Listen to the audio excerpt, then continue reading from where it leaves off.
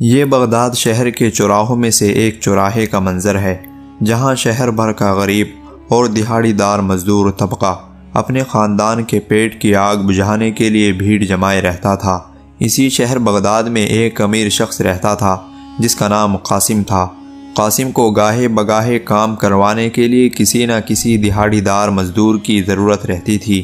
ایک دن قاسم اس نیت سے چوراہے پر پہنچا کہ کوئی مزدور مل جائے جس سے وہ آج کے دن کا کام کروا سکے۔ چوراہے پر لگی مزدوروں کی بھیڑ یوں ایک سمت سے دوسری سمت جاتی تھی، جیسے سمندر کی لہریں جو بار بار ساحل سے آ کر ٹکراتی ہیں اور پھر واپس چلی جاتی ہیں۔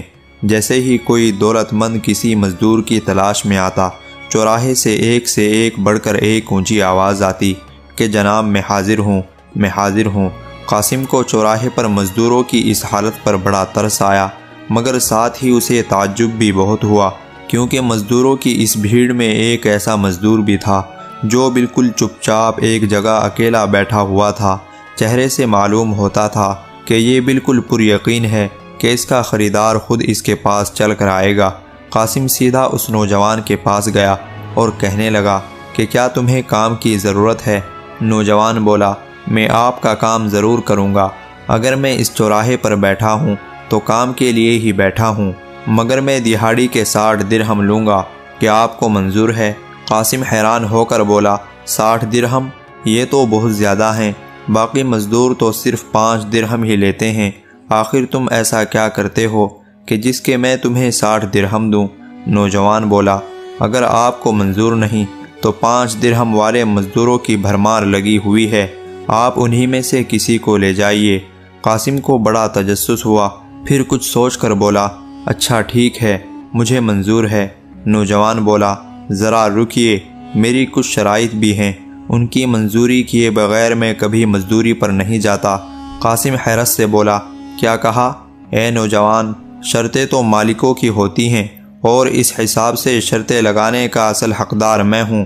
نوجوان بولا، اگر آپ میری شرائط منظور نہیں کرتے تو میں آپ کے ساتھ ہرگز نہیں جاؤں گا۔ قاسم بولا، اچھا ٹھیک ہے، ذرا بتاؤ کہ تمہاری شرطیں کیا ہیں؟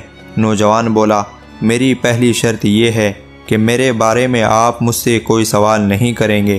میری دوسری شرط یہ ہے کہ جیسے ہی اذان ہوئی تو اس وقت سے لے کر نماز پڑھنے تک میں آپ کا مزدور نہیں رہوں گا، اور اس دوران میں آپ کی کوئی بات نہیں مانوں گا، اور نہ ہی آپ مجھ پر کوئی حکم چلانے کے مجاز ہوں گے۔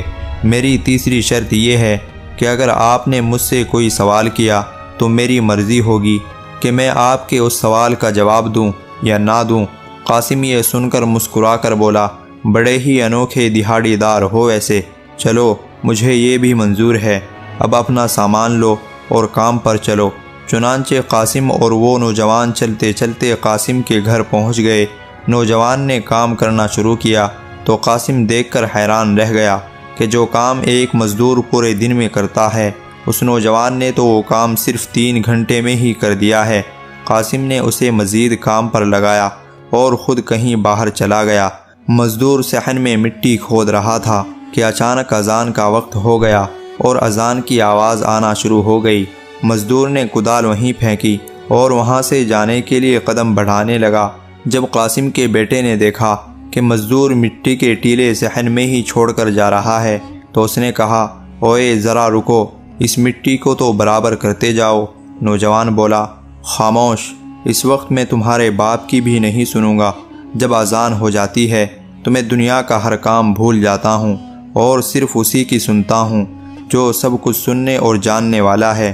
اگر تم چاہو تو مٹی کو خود ہی برابر کر سکتے ہو، ویسے بھی میری تمہارے باپ سے بات ہو چکی ہے۔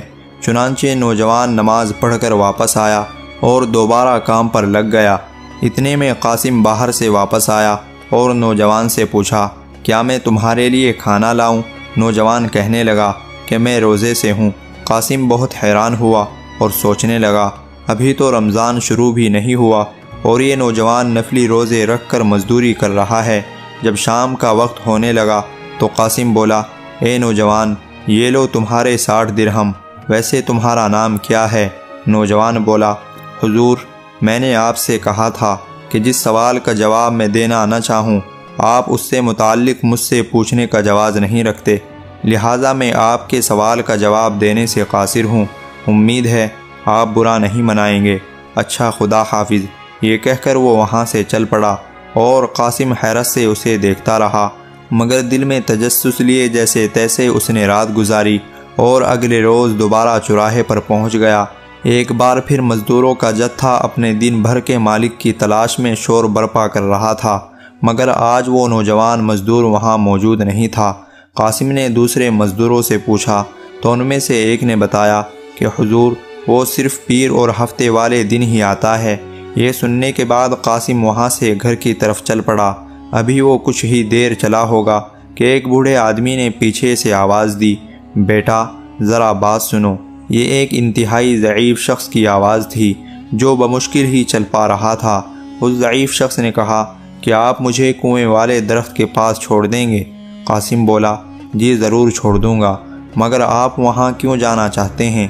ضعیف آدمی بولا، دراصل میرا بیٹا کافی عرصے سے بیمار ہے اور آج میرے بیٹے کی دوا ختم ہو گئی ہے، مگر مجھے ذرہ برابر بھی کوئی غم نہیں ہے، کیونکہ مجھے اس بات کا یقین ہے کہ اللہ نے میرے بیٹے کے لیے ہفتے بھر کی دوا کا بندوبست کر رکھا ہے۔ تم بس مجھے وہاں پہنچا دو، خدا تمہیں اس نیکی کا اجر دے گا۔ بیٹا قاسم، جو پہلے ہی حیران اور پریشان تھا، اس بوڑھے کی باتیں سن کر حیرت کی گہرائیوں میں چلا گیا۔ اس نے ضعیف شخص کو کنویں کے درخت کے پاس چھوڑا اور خود ایک طرف چھپ کر دیکھنے لگا کہ آخر میں بھی تو دیکھوں کہ ضعیف شخص کو دوا کہاں سے پہنچتی ہے۔ کچھ دیر انتظار کرنے کے بعد اچانک تیز قدموں سے ایک آدمی چلتا ہوا آیا جس نے اپنا چہرہ نیلے رومال سے چھپایا ہوا تھا۔ وہ آدمی وہاں پہنچا اور کہنے لگا، اے بزرگوار، مجھے معاف کرنا، آج ذرا دیر ہو گئی۔ اس آدمی نے دوائیوں کا تھیلا ضعیف شخص کو پکڑایا اور جانے کے لیے پلٹا ہی تھا کہ ضعیف شخص نے اس کا ہاتھ پکڑ لیا اور بولا، اے خدا کے نیک بندے، مجھے اپنا چہرہ تو دکھاؤ، میں اپنے محسن کو اپنی آنکھوں سے دیکھ کر دعا دینا چاہتا ہوں۔ نیلے رومال والا آدمی بولا، اے بزرگوار، یقین مانیے، اس میں میرا کوئی کمال نہیں، بس یہی سمجھ لیں کہ اس نیلے آسمان والے نے اس نیلے رومال والے کو آپ کی مدد کرنے کا وسیلہ بنا کر بھیجا ہے۔ یہ کہتے ہی نیلے رومال والا وہاں سے واپس چلا گیا۔ قاسم چھپ کر یہ سارا ماجرا دیکھ رہا تھا اور ایک لمحے کے لیے تو بھول ہی گیا کہ وہ تو اس نوجوان مزدور کی تلاش میں آیا تھا۔ وہ دوڑتا ہوا اس ضعیف شخص کے پاس گیا اور پوچھنے لگا کہ یہ آدمی کون تھا جو آپ کی بے لوث مدد کرنے آیا؟ ضعیف آدمی نے جواب دیا، میں اس آدمی کو نہیں جانتا، میں تو بس اتنا جانتا ہوں کہ جب بھی میرے بیٹے کی دوا ختم ہوتی ہے تو میں یہاں آ جاتا ہوں اور یہ نیلے رومال والا آدمی مجھے ہر ہفتہ یہ دوا دے جاتا ہے۔ قاسم نے ضعیف آدمی کو اس کے گھر چھوڑا اور واپس اپنے گھر آ گیا۔ اگلے روز وہ شہر کے چوراہے پر دوبارہ گیا اور اس نے دیکھا کہ واقعی وہ نوجوان مزدور وہاں موجود نہیں تھا، مگر آج قاسم اس دہاڑی دار کے ساتھ ساتھ اس نیلے رومال والے آدمی کو بھی ڈھونڈ رہا تھا، مگر بے سود، دونوں میں سے کوئی بھی نہ ملا۔ وہ تجسس کے عالم میں بغداد کے گلی محلوں میں انہیں ڈھونڈنے لگا۔ اچانک اس نے محسوس کیا کہ ساتھ والے گھر سے کچھ بچوں کے چیخنے اور چلانے کی آوازیں آ رہی ہیں اور ماں ان بچوں کو دلاسا دینے کی کوشش کر رہی ہے۔ وہ اپنے بچوں سے بار بار یہی کہہ رہی تھی کہ فکر نہ کرو، وہ ابھی آتا ہوگا۔ قاسم ابھی یہ سارا ماجرا دیکھ ہی رہا تھا کہ ایک گھڑ سوار ہفتے بھر کے راشن کے ساتھ اس گھر میں داخل ہوا۔ یہ وہی نیلے رومال والا آدمی تھا۔ قاسم دروازے کے قریب گیا تو دیکھا کہ چھوٹے بچے جو ابھی بھوک سے بلک رہے تھے، وہ مارے خوشی کے نیلے رومال والے سے لپٹ لپٹ کر محبت کا اظہار کر رہے تھے اور ان کی ماں اپنے دونوں ہاتھ اٹھا کر اسے دعائیں دے رہی تھی۔ قاسم ابھی یہ سارا منظر دیکھ ہی رہا تھا کہ نیلے رومال والا آدمی دروازے سے باہر نکلا۔ قاسم نے اسے روکا اور پوچھا، اے بندے خدا، تم نے تو مجھے اپنا گرویدہ بنا لیا ہے، مجھے بتاؤ تم کون ہو؟ اگر تم مجھے اپنے ساتھ رکھ لو تو خدا کی قسم میں ساری عمر تمہاری غلامی کروں گا۔ نیلے رومال والے نے اس کی طرف ایک لمحے کے لیے بغور دیکھا، گویا اسے دیکھ کر مسکرا رہا ہو۔ دوسرے ہی لمحے وہ گھوڑے پر سوار ہوا اور بنا کچھ کہے وہاں سے ہوا کی طرح چلا گیا۔ جب نیلے رومال والا وہاں سے چلا گیا تو قاسم اس عورت کے گھر میں داخل ہوا۔ خستہ حال مکان اپنی آپ بیتی اپنی حالت سے بیان کر رہا تھا کہ یہ ایک بیوہ عورت کا مکان ہے۔ قاسم نے عورت سے پوچھا، کیا آپ کو معلوم ہے کہ یہ نیلے رومال والا شخص کون ہے؟ عورت نے جواب دیا، میں اسے نہیں جانتی، میں تو بس اتنا جانتی ہوں کہ یہ کوئی فرشتہ صفت انسان ہے جو مجھے ہر ہفتے کھانے پینے کا سامان مہیا کرتا ہے۔ آج وہ معمول سے تھوڑی دیر سے آیا اور آج پہلی بار ایسا ہوا کہ میرے بچوں کے رونے کی آواز گلی تک پہنچ گئی، ورنہ اس سے پہلے ایسا کبھی نہیں ہوا کہ وہ ایک لمحے کے لیے بھی دیر سے آیا ہو۔ اتنا سننے کے بعد قاسم وہاں سے پلٹا اور سوچو کہ ایک جہان میں کھویا ہوا گھر آ گیا۔ اگلے 2 دن بھی قاسم کا یہی معمول رہا۔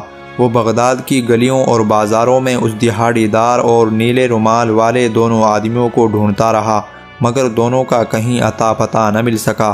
ہفتے والے دن وہ چوراہے پر پہنچا اور دیکھا کہ وہ دہاڑی دار نوجوان وہاں موجود تھا۔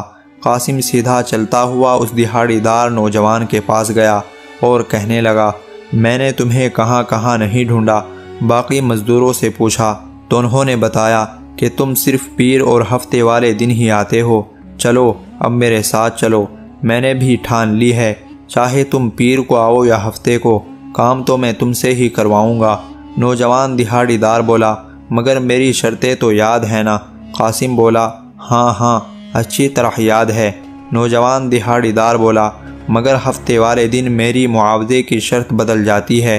قاسم مسکرا کر بولا، تو کیا تم اب ہفتے والے دن مجھ سے 60 کی بجائے 100 دینار لوگے؟ نوجوان دہاڑی دار بولا، نہیں، ہفتے والے دن میں صرف 3 دینار لیتا ہوں۔ قاسم کہنے لگا، بھائی تمہاری شرطیں تو مجھے ہر بار حیران کر دیتی ہیں، کیا تم مجھے بتا سکتے ہو کہ تم پیر والے دن 60 دینار لیتے ہو مگر ہفتے والے دن صرف 3؟ آخر ایسا کیوں؟ نوجوان دہاڑی دار بولا، حضور میں نے آپ سے کہا تھا کہ جس سوال کا جواب میں دینا نہ چاہوں نہیں دوں گا۔ چنانچہ قاسم نے اس دہاڑی دار مزدور کو اپنے ساتھ لیا اور گھر جا کر کام پر لگا دیا۔ اگلے کئی مہینوں تک یہی سلسلہ چلتا رہا۔ قاسم ہر پیر اور ہفتے کو چوراہے پر جاتا اور نوجوان دہاڑی دار ہر بار اپنی شرطیں یاد کرواتا۔ قاسم ہر بار اس کی شرطیں سننے کے بعد اسی سے ہی کام کرواتا۔ اس دوران وہ بغداد کے گلی بازاروں میں بھی گھومتا رہا اور اکثر اوقات اسے نیلے رومال والا آدمی بھی نظر آ جاتا۔ ہر بار اسے کسی نہ کسی مجبور اور لاچار کی مدد کرتے ہوئے پاتا۔ اس نے کئی بار اسے روک کر پوچھنے کی کوشش کی کہ آخر وہ کون ہے اور کہاں سے آتا ہے، مگر ہر بار وہ آدمی اسے کچھ لمحے کے لیے دیکھنے کے بعد وہاں سے چلا جاتا۔ ایک روز قاسم چوراہے پر اس دہاڑی دار مزدور کو لینے گیا تو اسے وہاں نہ پایا۔ اس نے دوسرے مزدوروں سے پوچھا تو انہوں نے بتایا کہ حضور آج وہ نہیں آیا۔ قاسم نے پوچھا کہ کیوں نہیں آیا؟ مزدوروں نے جواب دیا، حضور آج اس کی طبیعت ناساز ہے، مگر اس نے آپ کے لیے ایک پیغام بھیجا ہے کہ فلاں گلی کے نکڑ پر اس ناچیز کا مکان ہے۔ حضور اس نے کہا تھا کہ وہ وہاں آپ کا انتظار کرے گا۔ قاسم نے جب یہ سنا تو دوڑتا ہوا اس مکان کی طرف چلا گیا۔ وہاں پہنچ کر اس نے دستک دی تو اندر سے آواز آئی، حضور اندر آ جائیے، دروازہ کھلا ہے۔ قاسم جب اندر گیا تو دیکھا کہ دہاڑی دار کی حالت بہت خراب تھی اور جسم کانپ رہا تھا۔ دہاڑی دار نوجوان نے کہا، حضور موت برحق ہے، کوئی نہیں جانتا کہ موت کب آ جائے۔ مجھے لگتا ہے کہ میرا وقت آن پہنچا ہے۔ اگر آج رات میرا انتقال ہو گیا تو حضور آپ سے درخواست ہے کہ میرے مرنے کے بعد میرے کچھ کام کر دیجیے گا، اللہ اس کا آپ کو اجر دے گا۔ میں آپ کے ہر اس سوال کا جواب دینا چاہتا ہوں جس کا آپ مجھ سے اصرار کرتے تھے۔ اتنا کہنے کے بعد اس نے پاس پڑے ہوئے ایک چھوٹے سے صندوق کو کھولا اور اس میں سے ایک پیتل کی ہنڈیا نکالی جس کا منہ ڈھکن سے اچھی طرح بند ہوا تھا۔ نوجوان نے پیتل کی ہنڈیا قاسم کو دیتے ہوئے کہا، حضور بغداد کے چوراہے کے قریب ایک درخت ہے، یہ ہنڈیا لے کر آپ اس درخت کے نیچے کھڑے ہو جانا اور تب تک وہاں کھڑے رہنا جب تک ایک سفید داڑھی والے بزرگ وہاں نہ آ جائیں۔ وہ آپ سے اس ہنڈیا کا تقاضا کریں گے، آپ یہ ہنڈیا ان کے حوالے کر دینا۔ پھر اس نے ایک انگوٹھی قاسم کو دیتے ہوئے کہا، حضور یہ انگوٹھی خلیفہ کی امانت ہے، یا آپ اسے پہنچا دیجیے گا۔ مجھے معلوم ہے کہ وہ آپ سے بات کرنے پر آسانی سے آمادہ نہ ہوگا، کیونکہ آخر وہ بادشاہ ہے۔ حضور، میری تیسری درخواست یہ ہے کہ میرے اس دنیا سے چلے جانے کے بعد میرے مردہ جسم کو 4 پائی سمیت باہر گلی میں رکھ دینا، میرے کفن دفن کا انتظام ہو جائے گا۔ نوجوان سے انگوٹھی اور پیتل کی ہنڈیا لیتے ہوئے قاسم نے کہا، میں تمہارے کام بخوبی انجام دوں گا، مگر میرے سوالوں کے تو تم نے جواب دیے ہی نہیں۔ تم کون ہو؟ تمہارا نام کیا ہے؟ ہفتے والے دن صرف 3 درہم لے کر تم پورا دن کام کرتے ہو، مگر پیر والے دن تم 60 درہم لیتے ہو۔ نوجوان بولا، اگر آپ نے میرے سارے کام کر دیے تو آپ کو آپ کے ہر سوال کا جواب ضرور مل جائے گا۔ اب میں آپ سے درخواست کرتا ہوں کہ مجھے اکیلا چھوڑ دیں، میں اپنے رب کے ساتھ تنہائی چاہتا ہوں۔ آج رات میں نے بڑی لمبی معافی مانگنی ہے۔ قاسم بولا، آخر میں تمہیں اس حال میں کیسے چھوڑ جاؤں؟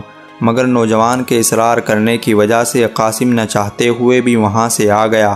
اس رات قاسم پوری طرح بے چین رہا، پوری رات کروٹیں بدلتے بدلتے گزار دی۔ اللہ اللہ کر کے سورج نے جب شفق کی سرخی بکھیری تو اس نے فوراً نوجوان دہاڑی دار کے گھر کی طرف دوڑ لگا دی۔ جب وہاں پہنچا تو دیکھا کہ دروازہ تو پہلے سے ہی کھلا ہے۔ قاسم گھر کے اندر داخل ہوا تو خوشگوار ہوا کے جھونکے اس کا استقبال کر رہے تھے۔ جب کمرے میں جا کر دیکھا تو پتہ چلا کہ نوجوان کی روح تو پرواز کر چکی۔ قاسم کی آنکھیں اس منظر کو دیکھ کر آنسوؤں سے تربتر ہو گئی۔ اس نے وصیت کے مطابق نوجوان کے جنازے کو باہر گلی میں رکھ دیا اور تیزی کے ساتھ دوڑتا ہوا چوراہے کی طرف بھاگا اور ہنڈیا لے کر اس درخت کے پاس کھڑا ہو گیا جس درخت کا اس نوجوان نے ذکر کیا تھا۔ کچھ ہی دیر بعد لوگوں کا تانتا بننے لگا۔ وہ سب کے سب لوگ غریب اور بدحال تھے۔ قاسم ان سب کو دیکھ کر حیران رہ گیا کہ آخر لوگ یہاں کیوں جمع ہونا شروع ہو گئے۔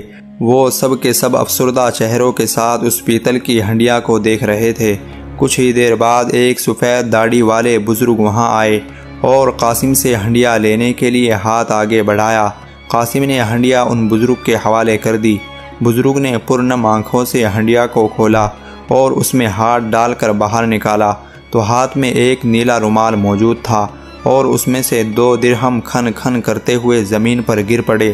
در حقیقت یہ وہی نیلا رومال تھا جسے غریبوں کا مددگار انسان اپنا چہرہ ڈھانپنے کے لیے استعمال کرتا تھا۔ بزرگ کے ہاتھ میں نیلا رومال دیکھتے ہی چوراہا چیخ و پکار اور آہ و بکا سے گونج اٹھا۔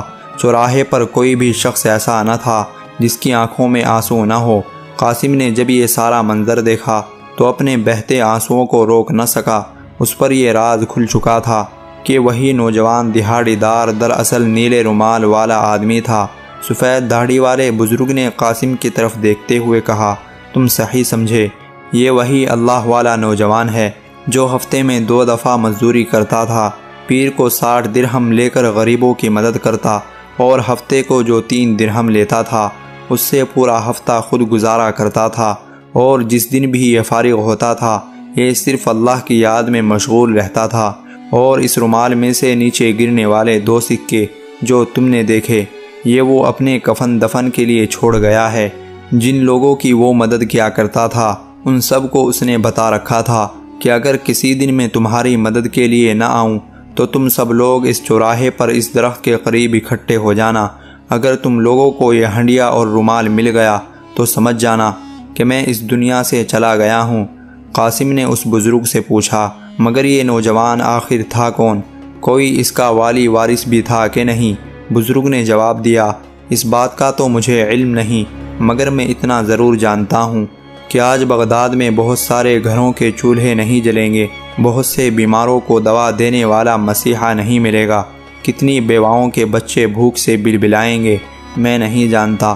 اس کے بعد سارا کا سارا مجمع زارو قطار روتے ہوئے اس نوجوان کے گھر پہنچا جہاں گلی میں اس نوجوان کا جنازہ انتظار کر رہا تھا۔ سب نے مل کر نوجوان کے کفن دفن میں شرکت کی۔ قاسم جب نوجوان کے آخری فرائض سے فارغ ہوا تو اسے یاد آیا کہ خلیفہ کو اس کی امانت پہنچانی ہے، چنانچہ وہ تیز قدموں سے دوڑتا ہوا محل کی طرف چل پڑا۔ جب وہ محل پہنچا تو دیکھا کہ خلیفہ اپنے وزیروں کے ساتھ باغ میں ٹہل رہا تھا۔ قاسم نے خلیفہ سے بات کرنے کی کوشش کی تو خلیفہ بولا، ابھی میرے پاس وقت نہیں، تم بعد میں آ جانا۔ قاسم بولا، جناب میرے پاس ایک انگوٹھی ہے جو آپ کی طرف بھیجی گئی ہے۔ یہ سنتے ہی خلیفہ قاسم کو دوسری طرف لے گیا اور بولا، دکھاؤ ذرا کون سی انگوٹھی ہے۔ قاسم نے انگوٹھی دکھائی تو خلیفہ نے انگوٹھی کو پکڑ کر اپنے سینے سے لگایا اور انگوٹھی چومتے ہوئے پوچھا، تمہیں یہ انگوٹھی کہاں سے ملی؟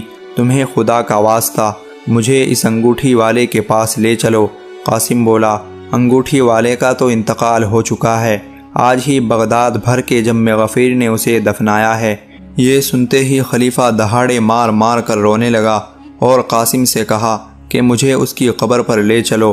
خلیفہ ننگے پیروں بغداد کی گلیوں میں دوڑتا ہوا نوجوان کی قبر سے جا کر لپٹ گیا اور روتے ہوئے کہنے لگا، میں نے تمہیں کہاں کہاں نہیں ڈھونڈا مگر تم نہیں ملے، اور اگر اب تم مل گئے تو کس حال میں ملے؟ قاسم نے پوچھا، حضور آپ اس نوجوان کی موت پر اتنے غمزدہ کیوں ہیں؟ خلیفہ بولا، یہ جو قبر تم دیکھ رہے ہو یہ میرے بیٹے کی قبر ہے۔ دراصل یہ بچپن سے ہی ایک بزرگ کے پاس جایا کرتا تھا اور پورا دن اللہ تعالیٰ کی عبادت میں گزار دیتا تھا۔